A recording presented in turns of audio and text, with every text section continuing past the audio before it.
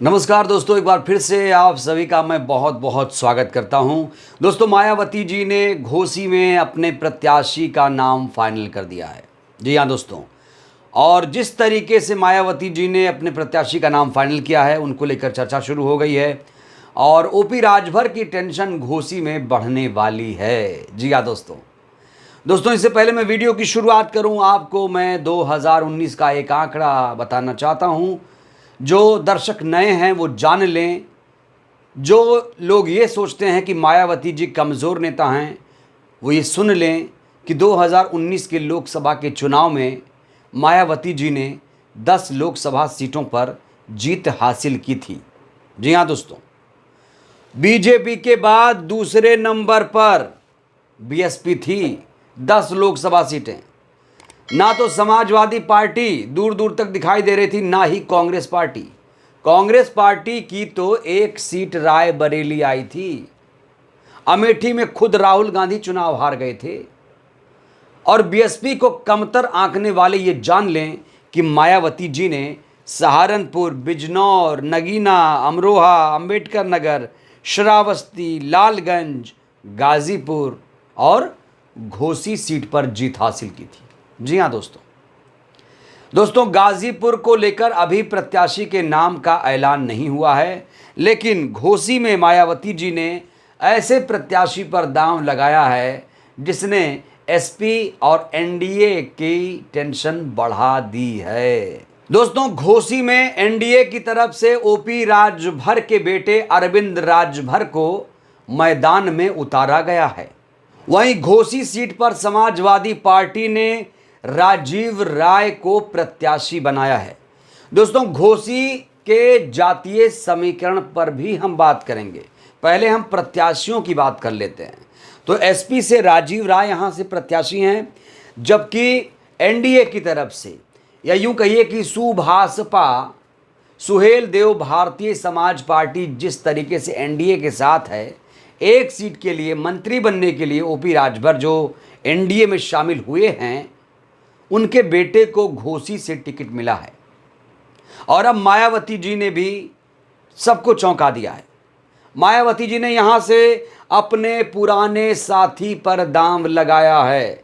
जी हां दोस्तों, मायावती जी ने घोसी से पूर्व सांसद बालकृष्ण चौहान को मैदान में उतारा है। दोस्तों, जिस तरीके से मायावती जी ने घोसी में अपने प्रत्याशी का ऐलान किया, उसको लेकर चर्चा तेज हो चुकी है। तो दोस्तों, बड़ा सवाल, बालकृष्ण चौहान हैं कौन, इनके बारे में जानना बहुत जरूरी है। दोस्तों, बालकृष्ण चौहान पुराने बसपाई हैं। 1999 के लोकसभा के चुनाव में घोसी से बालकृष्ण चौहान ने जीत हासिल की थी। बीएसपी के टिकट पर इन्होंने चुनाव लड़ा था। अब ये कांग्रेस छोड़कर बसपा का दामन थाम चुके हैं। वैसे अगर मैं इनके पार्टी छोड़ने आने जाने की बात करूं, तो ये पहले बसपा छोड़ते हैं, उसके बाद समाजवादी पार्टी में जाते हैं, समाजवादी पार्टी छोड़ते हैं, उसके बाद ये कांग्रेस में आते हैं, फिर कांग्रेस पार्टी छोड़ते हैं, फिर बसपा में आ जाते हैं। दोस्तों, मान्यवर कांशीराम जी एक बात कहा करते थे कि बसपा में अगर कोई 10 साल 15 साल रह गया तो वो बसपा छोड़ देगा और कोई दूसरी पार्टी बनाएगा, कहीं दूसरी पार्टी में चला जाएगा, तो उसे उस तरह से फेम नहीं मिलेगा, क्योंकि उसकी जो बुनियाद है या उसका जो अपना नेचर है वो बसपा के साथ जुड़ जाता है। ऐसे कई नेता एग्जाम्पल हैं। आप स्वामी प्रसाद मौर्य जी को देखिए।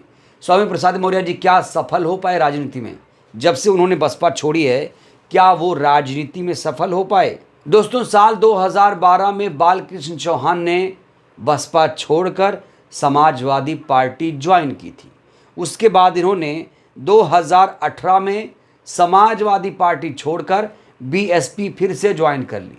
फिर 2019 में ये कांग्रेस पार्टी में शामिल हो गए और अब 2024 में कांग्रेस छोड़कर फिर से बालकृष्ण चौहान, जिन्हें मायावती जी का पुराना साथी माना जाता है, फिर से वो बसपा में शामिल हो गए। और यही बालकृष्ण चौहान अब बीएसपी के प्रत्याशी बनाए गए हैं घोसी में। दोस्तों 1999 के लोकसभा के चुनाव में बालकृष्ण चौहान ने जेडीयू के उम्मीदवार को हराया था। जानते हैं 36,501 वोट से बालकृष्ण चौहान की घोसी में जीत हुई थी। 2019 के लोकसभा चुनाव के नतीजे की बात करूं तो 2019 में बीएसपी के अतुल राय ने जीता था। हरिनारायण राजभर को, बीजेपी के हरिनारायण राजभर को अतुल राय ने शिकस्त दी थी। जी हां दोस्तों, तो इस बार फिर से बसपा सुप्रीमो चाहती हैं कि घोसी उनके ही खाते में रहे और इसीलिए बीएसपी सुप्रीमो ने फिर से यहां बालकृष्ण चौहान को अपना उम्मीदवार घोषित कर दिया है। दोस्तों लगातार इंतजार किया जा रहा था कि बीएसपी का प्रत्याशी कौन होगा, क्योंकि एनडीए की तरफ से अरविंद राजभर यहां पर प्रत्याशी हैं, समाजवादी पार्टी की तरफ से यहां राजीव राय को उम्मीदवार बनाया गया है और अब बालकृष्ण चौहान, पूर्व सांसद बालकृष्ण चौहान के आने से मुकाबला बेहद ही दिलचस्प हो गया है। दोस्तों ओपी राजभर पहले बसपा में थे, फिर उन्होंने पार्टी बनाई, मान्यवर कांशीराम जी के साथ काम किया और अब उनकी अपनी एक पार्टी है और जो उनकी पार्टी है वो अब एनडीए के साथ है। अपने बेटे को टिकट दिलाने के लिए क्या क्या नहीं किया ओपी राजभर साहब ने, और अब ओपी राजभर अपने बेटे को जीत दिलाने के लिए क्या कुछ नहीं कर रहे हैं। धान की कटाई तक कर रहे हैं, घोसी इलाके में जा रहे हैं, धान की कटाई कर रहे हैं कि भैया हम किसान हैं, हमारे बेटे को जिताओ। अपने बेटे के लिए इस समय उत्तर प्रदेश सरकार के जो मंत्री हैं ओपी राजभर, पियरका चचा, वो धान कटाई कर रहे हैं।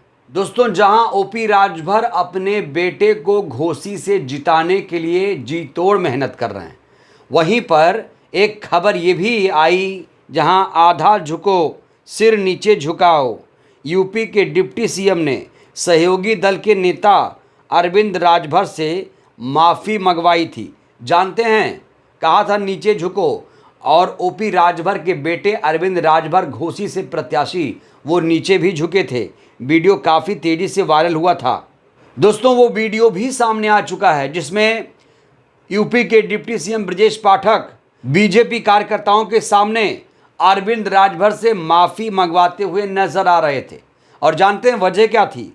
कहा जा रहा है कि अरविंद राजभर के पिता ओम प्रकाश राजभर ने मुख्तार अंसारी के पक्ष में बयान दिया था, जिससे बीजेपी के कार्यकर्ता नाराज थे और इसीलिए अरविंद राजभर को घुटनों के बल बैठाकर बीजेपी कार्यकर्ताओं से माफ़ी मंगवाई थी।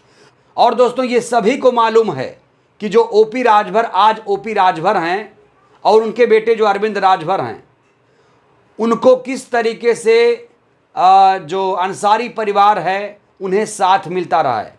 कई बार ओपी राजभर मुख्तार अंसारी की बाकायदा तारीफ कर चुके हैं। दोस्तों ओपी राजभर ने मुख्तार अंसारी को गरीबों का मसीहा कहा था। क्यों कहा था वो सभी जानते हैं, उसमें जाने की ज़रूरत नहीं है। बड़ा सवाल, क्या ओपी राजभर, अरविंद राजभर गेहूं काट कर माफ़ी मांग कर घोसी चुनाव जीत पाएंगे? और इस तरह से गठबंधन होता है। बीजेपी वालों ने जिस तरीके से उन्हें घुटनों के बल खड़ा कर दिया, जनता के सामने नहीं बीजेपी कार्यकर्ताओं से माफ़ी मंगवाई, क्या ये जायज़ है? भाई जनता के सामने आदमी झुक सकता है, लेकिन किसी नेता के सामने कैसे झुक सकता है, ये बड़ा सवाल है। और दोस्तों इस समय ओपी राजभर की बहुत ज़्यादा आलोचना हो रही है, हर तरफ से आलोचना हो रही है। कहा जाता है ना घर के रहे ना घाट के रहे। तो दोस्तों जहां एक तरफ ओपी राजभर की आलोचना हो रही है, वहीं मायावती जी ने मास्टर स्ट्रोक चल दिया है घोसी में। घोसी में शांत थी मायावती, अचानक मायावती जी ने घोसी में अपने प्रत्याशी के नाम का ऐलान कर दिया है। और इससे कहीं ना कहीं चाहे वो एनडीए के प्रत्याशी अरविंद राजभर हों या समाजवादी पार्टी के प्रत्याशी राजीव राय हों, सबकी धुकधुकी बढ़ चुकी है। दोस्तों अब बात करते हैं घोसी के जातीय समीकरण की। देखिए घोसी का जातीय समीकरण आप समझिए। यहाँ पर दोस्तों 85,000 मुस्लिम वोटर हैं, 70,000 दलित वोटर हैं, 56,000 यादव वोटर हैं, राजभर 52,000 वोटर हैं, चौहान वोटर करीब 46,000 हैं। तो जातीय समीकरण काफ़ी दिलचस्प है। यहाँ पर मुस्लिम दलित समीकरण काफ़ी हावी है। मुसलमान वोटर 85,000, दलित वोटर 70,000। तो दोस्तों जातीय समीकरण को देखकर साफ तौर पर लग रहा है कि मायावती जी ने इसी रणनीति के तहत यहां पर बालकृष्ण चौहान को अपना प्रत्याशी बनाया, एक चौहान को यहां से अपना उम्मीदवार बनाया है। तो चौहान वोटर हमने कहा यहां पर 46,000 हैं। दलित वोटर मायावती जी के साथ रहते ही रहते हैं। मुसलमान वोटर भी कहा जा रहा है कि समाजवादी पार्टी से नाराज है, तो जाहिर तौर पर इधर वो आएगा। तो घोसी में बड़ा सवाल, क्या फिर से मायावती जी का सिक्का चलेगा? क्या दोबारा बीएसपी का प्रत्याशी घोसी से जीतेगा? आप लोग इस सवाल को लेकर क्या सोचते हैं दोस्तों? अपनी प्रतिक्रिया आप लोग जरूर दीजिए। बहुत बहुत धन्यवाद, शुक्रिया। जय भारत, जय संविधान।